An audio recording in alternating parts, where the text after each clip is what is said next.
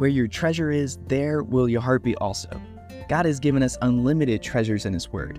Every time we open it, we can discover a new treasure or admire an old one. What will we find today? Here's Carla Early with Treasure Hunt in the Word.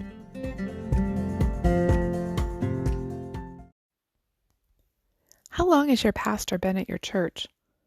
I heard a statistic that says pastors usually move on after an average of 2 years at a church. But when I looked it up, other statistics say it's more like 4 or 5 years for Protestant pastors. The churches my husband and I have attended seem to have an above average tenure for their pastors, but I've known other churches that seem to have had a rotating door of pastors. Just when you get used to one, he'd leave. Paul wasn't a pastor, more like an itinerant evangelist. He didn't stay in one place more than a few weeks, it seemed. He'd go in, share the gospel, get everyone all riled up, then have to skip town before they tried to stone him or something. But in Corinth, he put down roots. He stayed there 1.5 years. No wonder he wrote several letters to the church in Corinth. When Paul arrived in Acts 18, he got a job with Priscilla and Aquila, Jewish tent makers from Rome. Priscilla and Aquila were probably Christians already and figure into Paul's story several times. They'd moved to Corinth because the emperor Claudius had forced all Jews to leave Rome. But we know that there was already a church in Rome at this time, so other missionaries were out and about spreading the gospel. It wasn't just Paul. What did Paul do when he arrived in Corinth?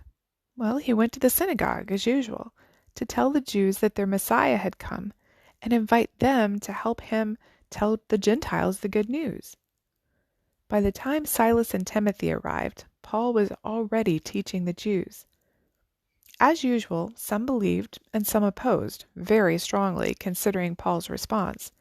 He shook out his garments as if to allow their blasphemy and opposition to slide off of him so it didn't stain his clothes. He said, "Your blood be on your own heads. I am clean. From now on I will go to the Gentiles." Then he moved the whole ministry to the home of Titius Justus, a Gentile who worshipped God and lived next door to the synagogue. Oh, how this must have annoyed the unbelieving Jews. They'd see their parishioners walking down the street, and they'd pass up the synagogue and go to the house next door. It's interesting that Luke provided some specific names. Titius Justus, the God-fearing Greek, and Crispus, the ruler of the synagogue, and his family and others. This number of believing people grew. So why did Paul stay so long here? Well, because God told him to. He wanted a strong, godly foundation for this church. He probably knew that Paul and his mission team needed a break. Not that they would be working less here, but persecution can really wear a person down, no matter how much faith that person has. God told Paul in a vision, "Do not be afraid, but speak, and do not keep silent, for I am with you, and no one will attack you or hurt you, for I have many people in this city." What encouragement! Wouldn't you love to hear that at work? Keep talking about me and witnessing for me. Don't be afraid. I have many people here. Paul knew God had prepared hearts in Corinth for his message. The soil was good. He could plant and watch them grow. What is God telling you about your place of business, your church, your neighborhood? We must be sensitive to the Holy Spirit in sharing the gospel or in staying in a place. He may be telling you to go ahead and move on, get a different job, move to a different church or a different part of town.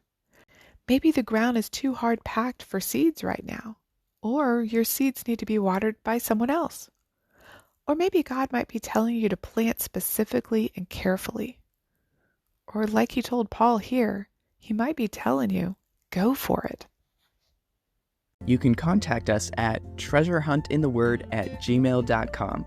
We'd love to hear the treasures God has given you through His Word. You can listen to other episodes on our website, which you can find in the description below. Thank you for listening, and remember, where your treasure is, there will your heart be also.